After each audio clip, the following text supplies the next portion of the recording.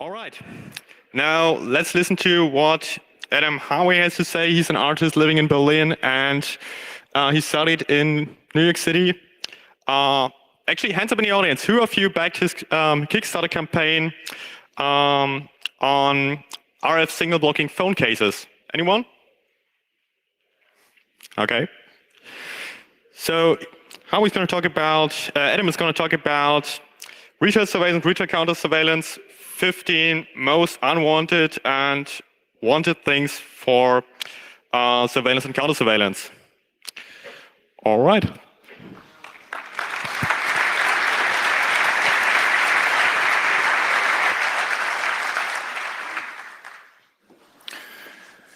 Thank you for everyone to coming here. This is my first CCC, and in the title of this presentation, what I wanted to talk about originally was 50 companies doing retail surveillance and come up with 50 ways of doing a retail model for counter surveillance.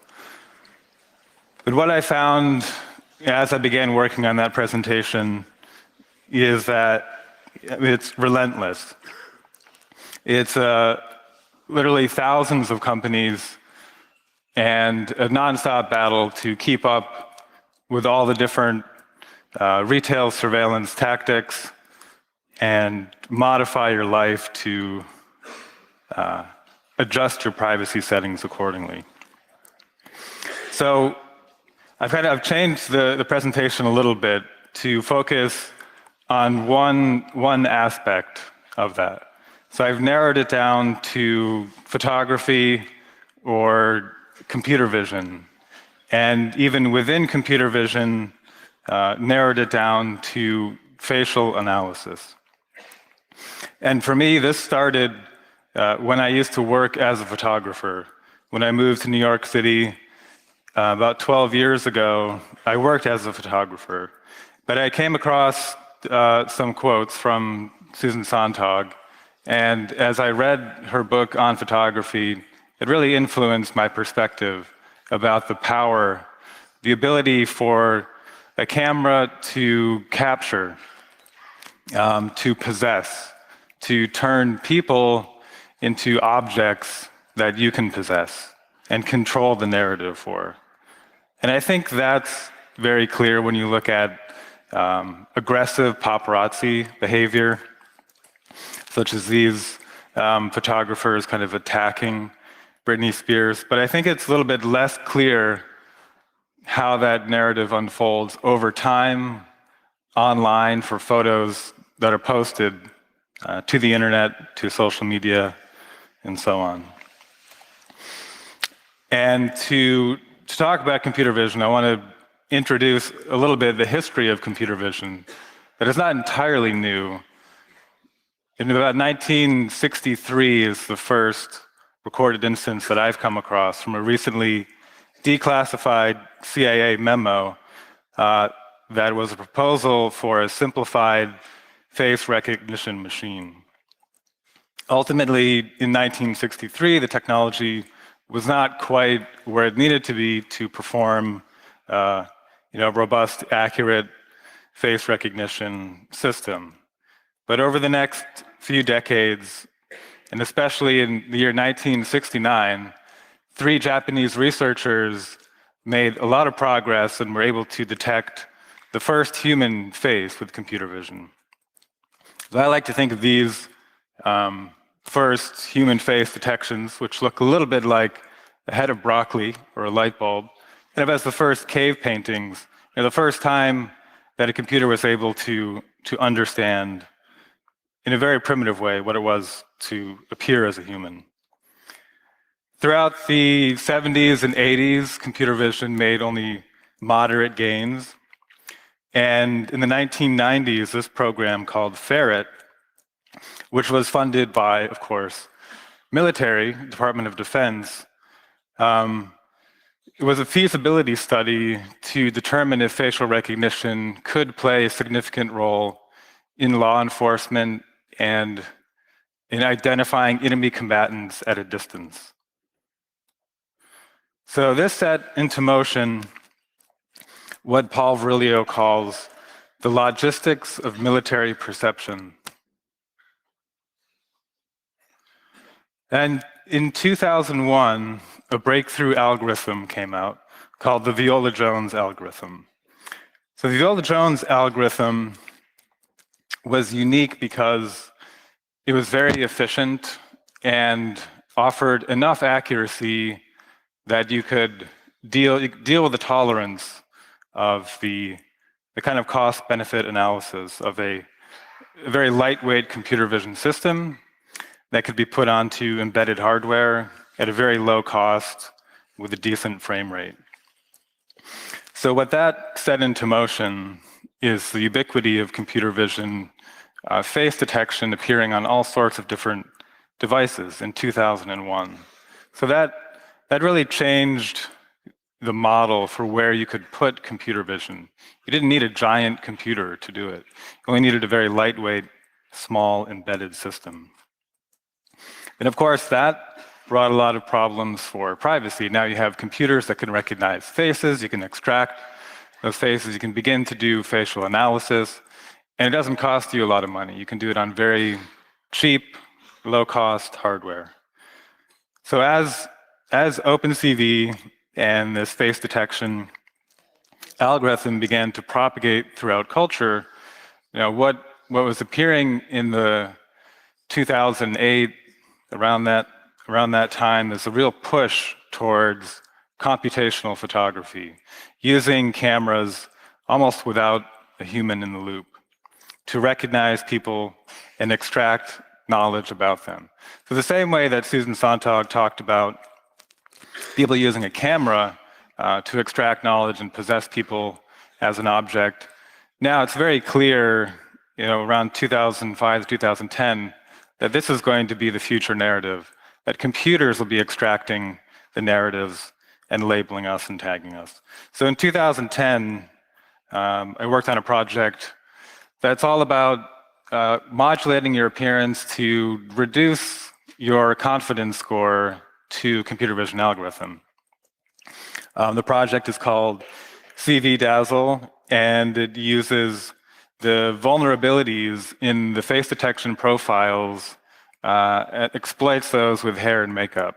So by doing hair and makeup in a certain location, you decrease the confidence score that face will appear. What it looks like when you run a test, I'll probably speed this up if I can. You can watch in a very slowed down version how face detection works, and it's really just reading an image from left to right like a book. And you can see the results of the algorithm on the left, very high confidence score for the face. Now if we fast forward to the end, what we see is a zero confidence score, where there's one misplaced rectangle compared to a very high confidence score on the left. Another way to look at that is to use what's called a salience map to understand, it's kind of like a heat map for where a computer vision algorithm is looking, what it found interesting and salient in that image. So you can go back and see kind of where the computer vision eyes have been looking at an image. Recently, researcher Wojtek Fridge in University of West Bohemia ran a study on CV Dazzle to determine how effective or whether it was effective at all. And what he found is not that it's effective 100% of the time, which I don't think should be a requirement for camouflage. And I think camouflage is often misunderstood as a Harry Potter invisibility cloak, when camouflage actually is about optimizing the way that you appear and reducing visibility, moving matter between different parts of the electromagnetic spectrum, possibly just even for a brief moment to evade observation. So achieving 100%, of course, would be great, but I don't think that should be a requirement for the way that we think about camouflage. The results of his analysis showed that the most effective pattern was when you cover the nose bridge area. So that's one of the biggest vulnerabilities of OpenCV's face detectors. And the result was about a 69% reduction in detection. Now, if we compare that to World War I Dazzle camouflage, the original Dazzle, this has been debated whether it was effective at all or not. But Roy Barons, a camouflage historian, has said, no, in fact, Dazzle was evaluated and it was about 50% effective. Now you could say 50% is not great for camouflage, but if you avoid 1 out of every 2 torpedoes that would explode your ship, that's pretty great.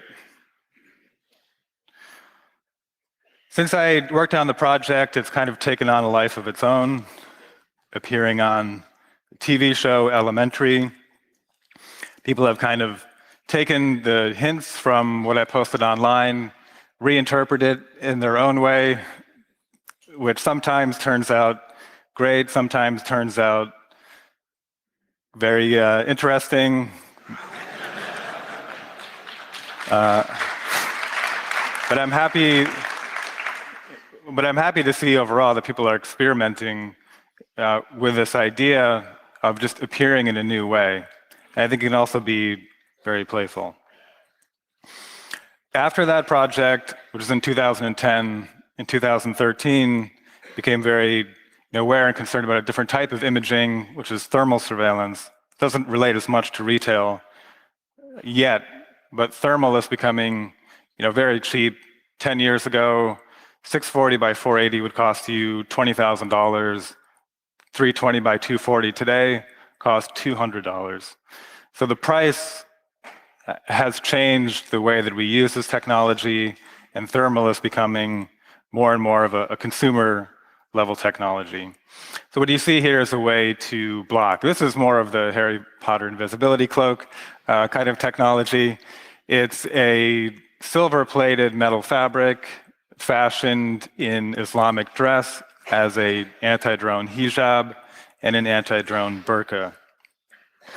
The idea of the burqa is that it's reinterpreting religious dress in an era of mass surveillance to, instead of create a separation between man and God, create a separation between man and drone. You can see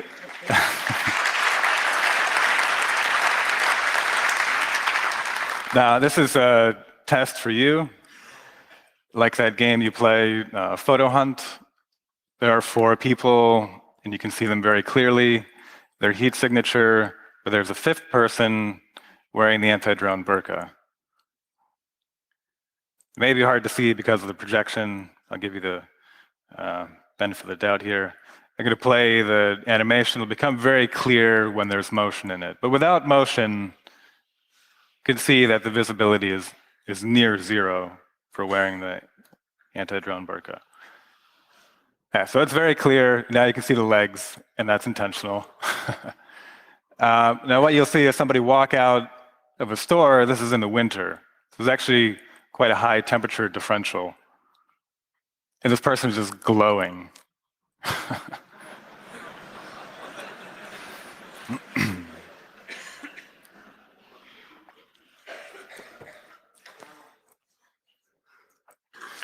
These projects, I approach them in a playful way, but they also touch on some very serious issues of national security and surveillance. And what I can't predict is who will find these threatening or interesting. After releasing these earlier projects, one of the people that found it interesting was the Air Force General Counsel at the Pentagon, who tweeted the project. And the other one is kind of funny, a request for an internal use only publication from a 3-letter agency, asking for permission. Well, I'm never going to see it. I guess so. So this kind of working in this area, a lot of uncertainty about the way that people would perceive these projects. Asked for a comment, the NSA declined, obviously, to say anything about it. But it always makes me wonder where the line is in doing this kind of artwork. How far can you really go before you've gone too far?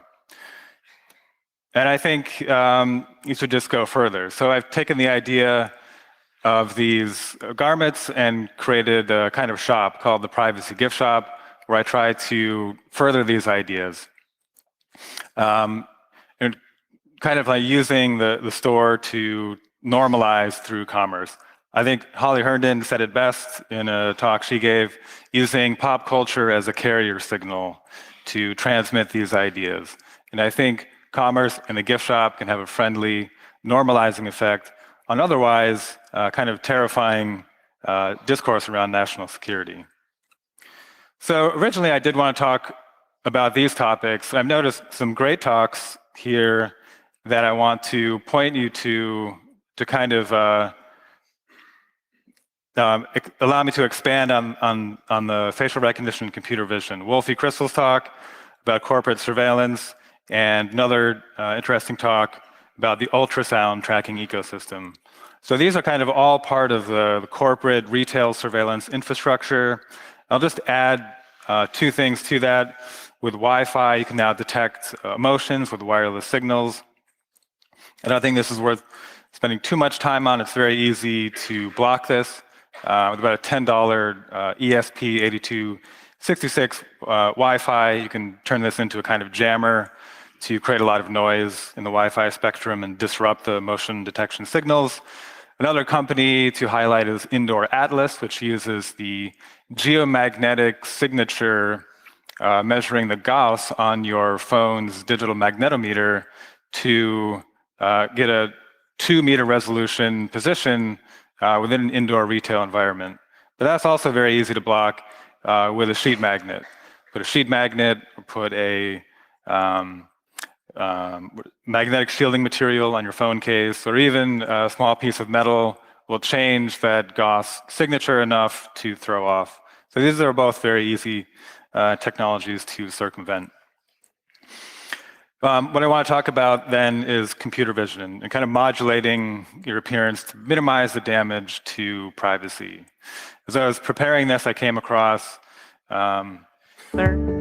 As a designer, we're influenced by everything, but what better element to pull from than something that's evolved over time? Birds have shorter wingspans now today because they need to be more aerodynamic to not be hit by cars. That's something that's happened in the last 100 years. And I thought this was a great metaphor for thinking through technology, that we also need to evolve like birds. The problem is that's not really true. So Lockheed Martin based that on a 2013 study about, I think, cliff swallows. And it's a bit misleading, to put it nicely, because the study is very short-sighted, looking only at Nebraska, and the birds lived near traffic in a bridge structure.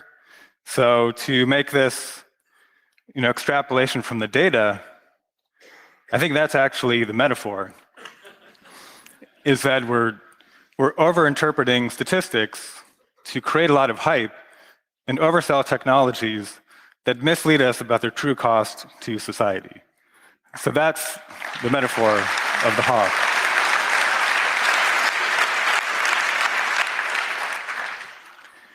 And okay, now we finally get to more of the computer vision part of it. To put things, to put the scale in reference of how much data can be gleaned from very small amount of visual information. We started the scale of 1 pixel, a 1x1 transparent pixel. And this is the most popular image in the world in terms of the number of times it's been downloaded, displayed. Of course, you can't see it because it's transparent. And the only purpose of this image is to collect information about you. This pixel lives on google.com. lives all over the ad ecosphere, can be represented in 43 bytes, so it's the most lightweight image. I think this might be a better metaphor for what images are today. An image, in some ways, has become a shell for data, collecting data and surveillance. When we move up and fill in that square, we have 256 different values at grayscale. That number increases very quickly as we increase the size of the image to 4 billion possible combinations in a 2x2 grayscale image. We go to 4x4, now we're at 3.4 times 10 to the 38th. We go to 7x6, and now we have enough information to do facial recognition. 7x6 at 256 gray values is enough to do 95% accurate facial recognition on the AT&T Faces dataset. Now, granted, the AT&T Faces dataset is all white guys, and it's not a very large dataset. Even with a larger dataset called Face Scrub, you only get an 18% performance reduction compared to the original faces when you pixelate it to 14 by 14 pixels. At only 12 by 16 pixels, you can build an encoder to do scene recognition, activity recognition. So what you do in this case is you train your neural network on this low resolution data, and then instead of interpreting a 640 by 480 image, you downscale that and you use the knowledge at 12 by 16 to interpret it. So we have a very large amount of information in a very small image space. Then we go up to 20 by 20. Here we have 256 to the 400th, a very large dimensional space. And these are, the next 4 images are the optimal activations of OpenCV's Haar cascade. So if you were to ask the algorithm to describe the perfect face, these would be the most perfect face that the algorithm would want to see. Activates it maximally, very high confidence score. So the different profiles are called alt tree, just default frontal face. Now we go up to 100 by 100. What can we do at 100 by 100? I have a feeling I'm going to run out of time talking about everything that we can do. 100 by 100 is 2.5% of one Instagram photo. As we've seen, going up from 1 pixel, even at 1 pixel, there's a lot of information. You have 100% unique separability from 0 to 9 with Times New Roman. You have 97% unique separability when you reduce each character to 1 pixel. You know, what that means is you can take a lot of redacted text, run it through a genetic algorithm or Markov chain, and then you can ascertain what that text was in merely a 2 by 6 pixelated image. The pixelation is not really redaction. It's simply a reduction, and sometimes that's enough information to tell you what you want to know. So every day, there are about 370 million photos uploaded to the Facebook family, Instagram and Facebook. And what happens to all those photos, which contain a lot of faces? And a lot of those faces are larger than 100 pixels. Every face that's uploaded to Instagram or Facebook is analyzed and possessed, and the knowledge is extracted not only from the face, but also the metadata around that region. I want to do like a very quick survey of some of the companies and what they're doing with that data. And I'll focus on the most pernicious ones. Faceception is a company out of Israel that's looking at giving people, ranking your image if you look like a terrorist, if you look like a poker player is one of them, bingo player, you could be an academic researcher, you can have a high IQ, and they know all of this by looking at your face. So the idea is that your face is somehow linked to your DNA, and that your physical traits can describe who you are, what you know, and your performance as a human. that sounds kind of crazy, like Francis Galton, eugenics, inferring someone's capabilities purely based on physical traits. But they're not alone. So some of these scores I mentioned, high IQ, extrovert, and another thing they can tell purely by looking at your face is whether you'd be a good brand promoter. Another research group is looking at predicting criminality using lip curvature, eye inner corner distance, and nose-mouth angle. What they find is that criminal and non-criminal face images populate two quite distinctive manifolds. Again, not alone. A lot of other researchers are looking at how to take that very small 100 by 100 pixel amount of data and turn it into insights which could be used for marketing. So here we have a long list, including how trustworthy you are, sociable, typical, or weird. And what all this reminds me of is Francis Galton and eugenics, and who the real criminal in these cases would be is people who are perpetrating this idea, not the people who are being looked at.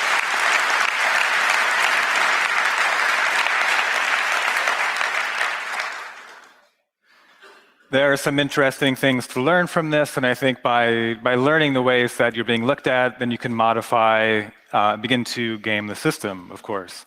One of them is if you have a wider mouth, you're more likely to be chosen as a leader of a CEO of a company, but conversely, if you have a narrower mouth, you're going to do better for an NGO, says this paper.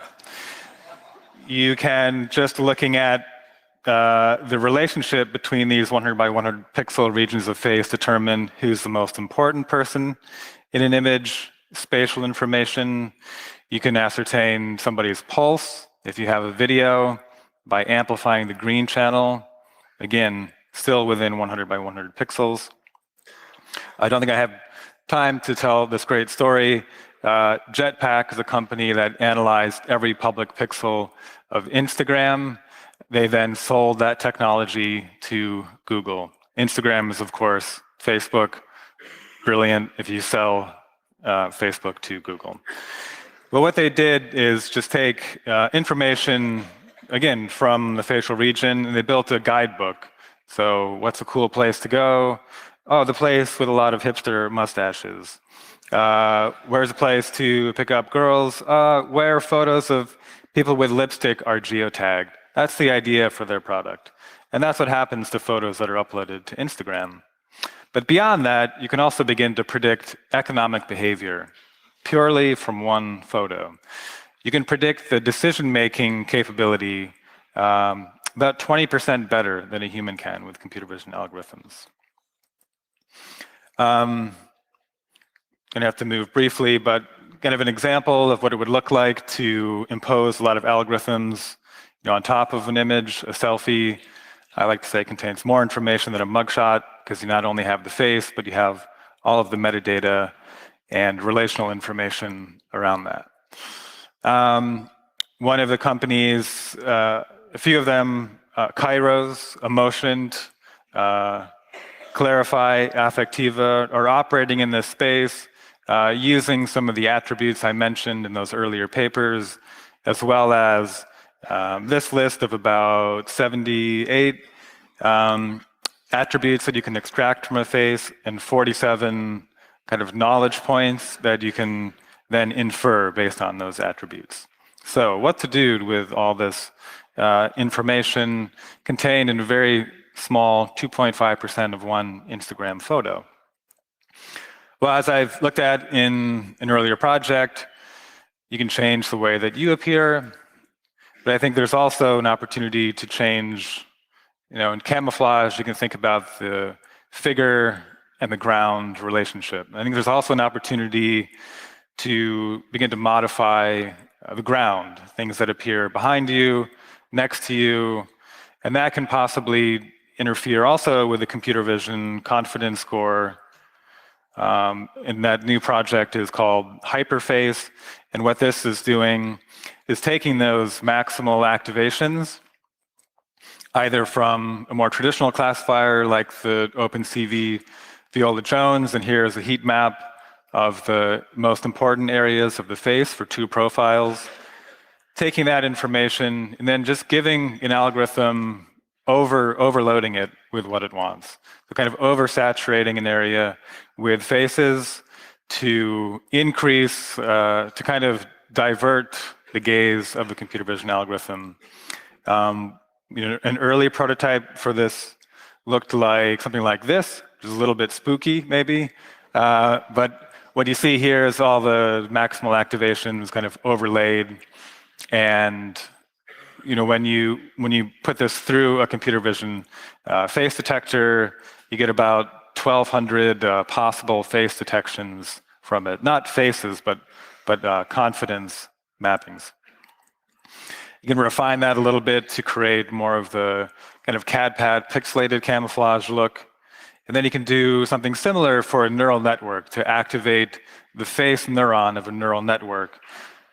Then you can use these and combine them to create, for this project, textile patterns that could be used hopefully to modify the environment around you, whether it's somebody next to you, whether you're wearing it, maybe around your head or in a new way.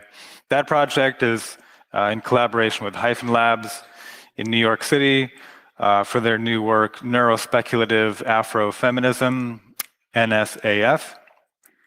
And that project will come out in January. So probably done, but I'd like to end on this slide, which was introduced to me by my friend Richard Rees, which shows a scene from 100 years ago in New York. Now, if you look at this photo, everybody's wearing a hat. If you look around the room, nobody's wearing a hat, right? So in 100 years from now, we're going to have a similar transformation of fashion and the way that we appear. And what will that look like? And hopefully it'll look like something that's according to appearing in a way where we optimize either our personal privacy or optimize, optimize, according to the settings of mass surveillance. And I'll end on that. Thank you.